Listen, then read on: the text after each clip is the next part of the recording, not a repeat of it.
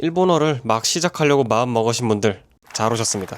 일본어 공부를 한번 시작해 보려고 하는데 도대체 뭐부터 공부해야 되지? 이런 고민 해보신 적 있으신가요? 이 영상을 보고 계신 분들이라면 한 번쯤은 해보셨을 것 같아요. 우선 히라가나부터 외워야 되는 건 알겠는데 그 다음에는 막막한 부분이 많죠. 그래서 오늘은 일본어를 아예 처음부터 시작하는 왕초보 수준부터 초중급을 지나 중급 수준 정도까지 어떤 순서로 공부하면 좋을지 제가 생각하는 일본어 독학 로드맵을 한번 정리해 보려고 합니다. 제가 생각했을 때 일본어 공부를 하겠다고 마음을 먹었으면 가장 먼저 해야 되는 거는 일본어 공부가 아니에요. 뭔 소린가 싶죠? 일본어 공부를 하기로 마음 먹었으면은 가장 먼저 내가 일본어 공부를 왜 하려고 하는지에 대한 목표부터 먼저 잡아보셨으면 좋겠어요. 일본어를 공부하는 목적은 사람마다 정말 다양하잖아요. 누구는 일본 여행을 가서 자유롭게 쇼핑을 하고 싶은 사람들도 있고, 애니메이션이나 드라마를 그냥 자막 없이 보고 싶다 하는 분들도 있을 수 있고, JLPT를 취득하거나 일본 유학을 가고 싶거나 아니면은 취업까지도 생각하는 분들이 있을 수 있죠. 일단 목표를 먼저 정해야 되는 이유는 언어라는 장기간의 레이스에서 견딜 수 있는 동기부여를 가지는 것뿐만 아니라 내 목적에 따라서 말하기, 듣기, 읽기, 쓰기의 4가지 영역에서 어느 부분에 비중을 둬야 될지가 달라지기 때문이에요. 예를 들어서 내가 일본 여행을 가서 사람들과 이야기하고 싶은 사람인데 굳이 JLPT 문제집 잡고 독해 열심히 공부할 필요는 없겠죠. 반대로 당장 다음 달, 다다음 달에 JLPT를 봐야 되는 사람인데 전화 일본어를 하면서 회화 연습을 하고 있으면 그것도 맞지 않겠죠. 물론 처음부터 너무 거창하고 자세하게 목표를 정할 필요는 없어요. 다만 내가 일본어를 배워서 뭘 하고 싶은가에 대한 목표를 하나 정도 가볍게 생각해 놓으시면은 앞으로 내가 일본어 공부를 함에 있어서 어느 정도 방향성을 잡아줄 수 있기 때문에 어려운 거 아니니까 한번 먼저 생각해 보시고 일본어 공부를 시작하셨으면 좋겠어요. 다음으로 이제 목표를 정했다면 공부를 시작해야겠죠? 역시 가장 먼저 외워야 되는 건 히라가나, 가타카나.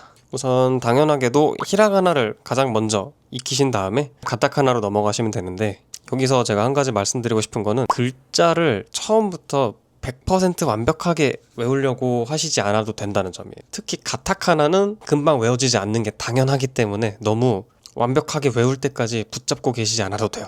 매랑 누가 너무 헷갈려서 구분이 안 된다. 와, 레, 네. 가타카나의 시, 츠, 소, 응. 얘네들 다 똑같이 생겼는데 이거 어떻게 구분하냐? 네, 당연하고요. 처음에는 내가 이 글자들을 어느 정도 보고 떠듬떠듬 읽을 수 있는 정도가 되면 기초 문법이나 단어로 넘어가면서 반복해서 연습하시는 게 훨씬 나아요. 어차피 일본어 공부를 시작한 지금부터 계속 히라가나 가타카나를 보게 될 거거든요.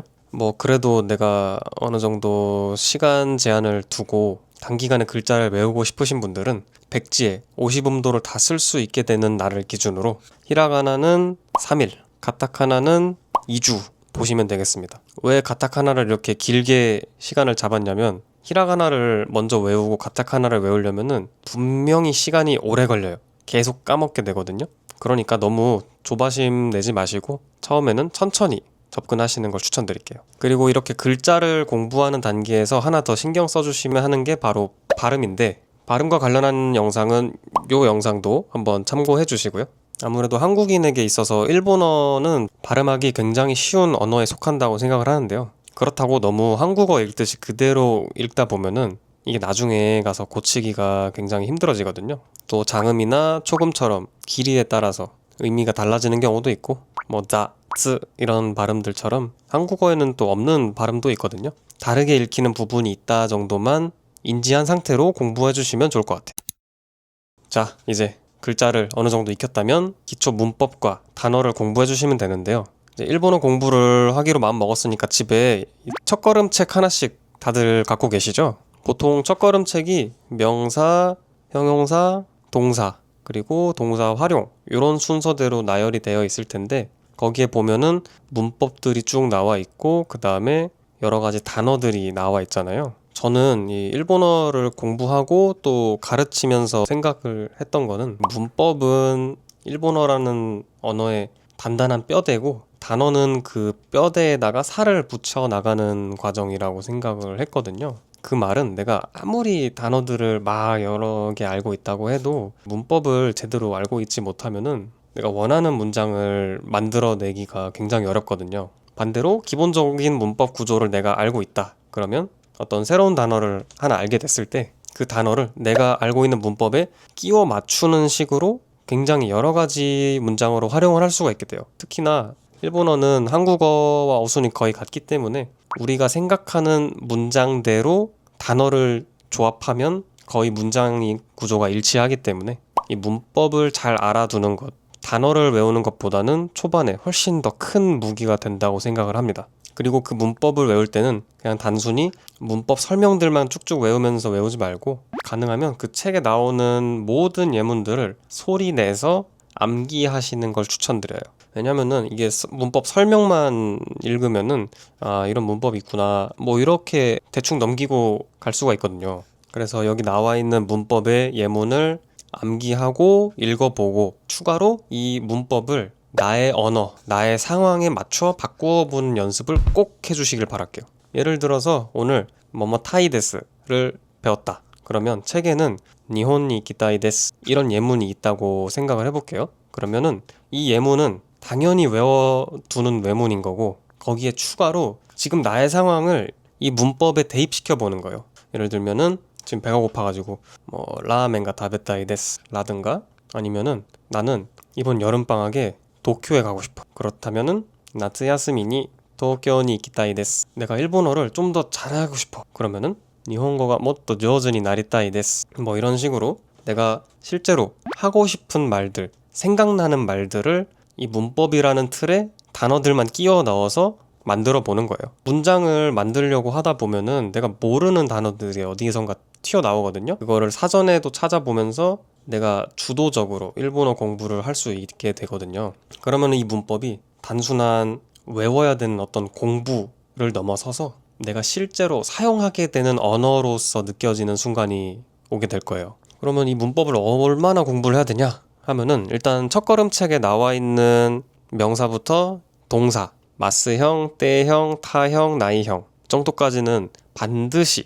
익혀주시고 그 다음으로 첫걸음책에서 문법을 끝내기보다는 초중급 정도 레벨의 교재로 책을 한 권 정도 더 구매를 하셔서 추가적인 기초를 쌓아 두시는 거를 더 권장드려요. 뭐 예를 들면은 뭐 이런 책이나 아니면 이런 책 같은 거 이런 책들에 보면은 이 마스형의 활용 뭐 타이 니크이 아니면은 때형의 활용 때 쿠다사이 때모이 데스까 뭐 이런 활용들부터 시작해서 가능형, 수동형, 명령형, 사역수동, 경어 뭐 이 정도까지가 다루어지고 있을 거거든요. 요 정도 책 두 권까지만 딱 해놓으시면은 이 일본어로 구성된 문장의 거의 한 7, 80% 정도는 이해하는데 크게 어려움이 없을 거예요. 물론 단어만 안다면 재미가 조금 없을 순 있어요. 이렇게 책 펴놓고 동사 활용하는 문법 외우고 있는 게 뭐 애니메이션 보고 뭐 노래 듣고 하는 것보다는 당연히 재미없죠. 근데 제가 이제 만약에 처음부터 일본어를 공부하는 사람이다라고 했을 때는 이 방법, 이 순서대로 기초 단계부터 확실하게 잡아가는 거를 정말 추천을 드려요. 모래 위에 성을 쌓으면 쉽게 무너지는 것처럼 처음에는 조금 이게 재미가 없더라도 기초적인 뼈대를 탄탄하게 다져놔야지 나중에 더 높은 수준의 일본어까지도 실력을 향상시킬 수가 있다는 점 강조드립니다. 추가로 인풋과 아웃풋에 대해서 이야기를 좀 하고 싶은데요. 뭐 이것과 관련해서는 제가 다른 영상으로 이미 만들어 놓은 게 있지만 이 부분은 처음 공부를 시작할 때 있어서도 굉장히 중요한 내용이기 때문에 오늘 핵심적인 내용만 간단하게 짚고 넘어갈게요. 일단 인풋은 쉽게 말해서 일본어를 듣고 읽는 것인데요. 특히 초급 단계에서는 이 듣기를 꼭 병행하셨으면 좋겠어요. 뭐 처음부터 뭐 일본어로 된 어떤 방송을 보라 뭐 이런 얘기는 아니에요. 가장 좋은 건 일단 지금 공부하고 계신 그 교재에 mp3가 분명히 같이 첨부가 돼 있을 거거든요. 책을 공부하면서 문법을 볼 때 예문을 눈으로만 읽지 말고 음원을 항상 꼭 같이 들어보시면서 공부를 하시는 걸 추천드려요. 그렇게 처음에 조금씩 일본어라는 언어에 익숙해지면은 이제 그 범위를 넓혀 나가시면 돼요. 내가 일본어로 된 어떤 장르를 좋아하는지 찾아보는 거죠. 뭐 유튜브도 좋고 아니면 넷플릭스 드라마 영화도 좋고 아니면은 노래를 듣는 것도 정말 좋죠. 일단 들을 수 있는 일본어는 다 들어보는 거예요. 근데 이게 처음에는 당연히 안 들려요. 아나타와 쿄 나니오 타베마시타까? 이런 거 듣다가 네, 키노 나니 다부다 うなぎいいな、私も食べたいな, 오이시미세 시테르? 뭐 이런 말들은 갑자기 멘붕이 올 수밖에 없잖아요. 하지만 이게 처음엔 안 들리다가 내가 조금씩 쌓아 올린 단어, 문법들이 점점점 쌓이기 시작하면 어느 순간 귀에 하나 둘씩 아는 단어가 들리기 시작하거든요. 이거 나 아는 단어인데? 이거 나 오늘 공부한 문법인데?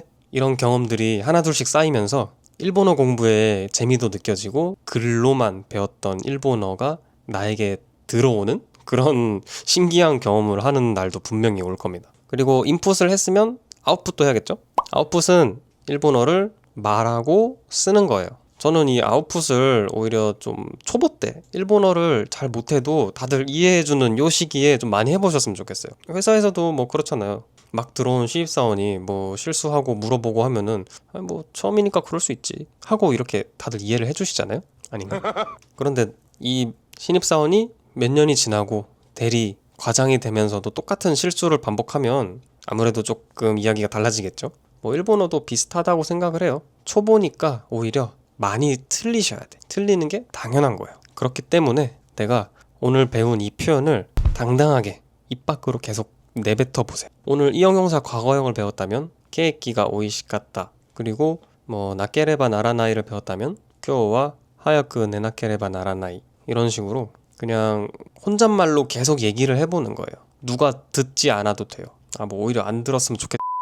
내가 오늘 배운 표현을 직접 입 밖으로 내뱉은 그 일본어를 다시 내 귀로 들으면서 일본어를 말하고 듣고 하는 것에 점점 익숙해져 가는 거예요. 방법은 뭐든 상관이 없어요. 근데 단 한 가지, 조금 더 일본어를 잘하게 되면 그때 가서 연습해야지, 그때 가서 말해봐야지 하면서 계속 이 말하기 연습을 뒤로 미루지 않는 것, 그게 제일 중요하다고 생각해요. 제가 제일 후회하는 부분이기도 하고요. 정리하자면 첫걸음책을 하나 산 다음에 거기에 나와 있는 글, 예문들, 문법들, 단어들 전부 외우시고, 그 다음에 이 책만으로 끝내지 말고 한 단계 높은 책을 하나 더 사서 이 2권의 책을 완벽하게 내 것으로 만드는 거예요. 그리고 그 책을 공부하는 과정에서 책만 보는 게 아니라 듣기, 말하기, 읽기, 쓰기라는 사이클을 계속 돌리다 보면은 조금씩 내 일본어 실력이 느는 게 느껴질 거예요. 그럼 여기서 저는 언제 중급자라고 얘기를 할 수 있을까요? 이런 질문이 들 텐데, 사실 초급과 중급을 나눌 수 있는 어떤 절대적인 기준은 없다고 생각을 하거든요. 근데 제가 영상에서 한번 기준을 좀 잡아본다면 방금 말씀드린 첫걸음 수준부터 경어를 안다 정도의 수준이 문법적으로 봤을 때 중급자 레벨이 될 것 같아요. 그리고 조금 더 감각적으로 접근하면은 내가 이 일본어 문장 구조를 이해하고 어떤 모르는 표현, 모르는 단어가 나왔어도 이걸 나 스스로 찾아가면서 일본어로 된 콘텐츠를 즐길 수 있는 사람이 중급자가 아닐까 싶어요. 그리고 내가 알아갈 수 있는 수준이 됐어. 네, 그러면 이제 그런 분께서는 자유를 찾아 떠나시면 되겠습니다. 안녕히 계세요, 여러분. JLPT가 필요하신 분들, JLPT를 보러 가시면 됩니다. 여행을 가려고 생각했던 분들, 여행을 떠나시면 돼요. 그리고 내가 뭐 애니메이션이나 드라마, 예능이 좋아서 일본어를 시작했다, 그러신 분들은 이제 한국어로만 검색해서 콘텐츠를 찾는 게 아니라 일본어로 검색해야만 찾아볼 수 있는 그런 콘텐츠들을 찾으러 가는 거예요. 사실 제가 이런 말을 하지 않아도 중급자 레벨 정도가 되신 분들은 이제 내가 무엇을 향해 가야 될지 어느 정도 감이 있으실 거라고 생각은 해요. 그리고 이때부터가 저는 진짜 일본어 공부가 재밌어지는 시점이라고 생각을 하거든요. 일본어를 처음에는 뭔가 외우기만 하다가 나중에는 이 외웠던 것들을 통해서 계속 밖으로 끄집어내는 활동을 많이 하다 보니까 뭐랄까, 이 수동적으로 받아들이기만 했던 내가 이 세상에 일본어로서 무언가를 표현하고 있다는 것, 이게 되게 짜릿한 경험이거든요. 이렇게 일본어 공부가 어떤 내가 몰랐던 새로운 세계로 들어가는 열쇠가 될 수 있기 때문에 이 영상을 보고 계신 분들께서는 꼭 그 새로운 세계로 들어가는 경험을 해보시기를 바라겠습니다. 네, 오늘은 이렇게 일본어를 처음 시작했을 때 어떻게 공부하면 좋을지에 대한 제가 생각하는 일본어 독학 로드맵을 한번 이야기해봤는데요. 이렇게 초반에만 어느 정도 하다 보면은 그 뒤로는 뭐 정해진 길은 없거든요. 내가 가고 싶은 곳으로 자유롭게 나아가면 되니까 내가 처음에 생각했던 그 목표를 따라서 내가 가고 싶은 길로 자유롭게 떠나시면 되겠습니다. 오늘 영상이 도움되셨다면 좋아요와 구독 부탁드리고 궁금하신 점이나 다뤘으면 하는 주제가 있으신 분들은 댓글로 남겨주세요. 영상 제작에 참고하도록 하겠습니다. 그럼 오늘도 행복한 하루 되시고 다음 시간에 만나요. 짠해.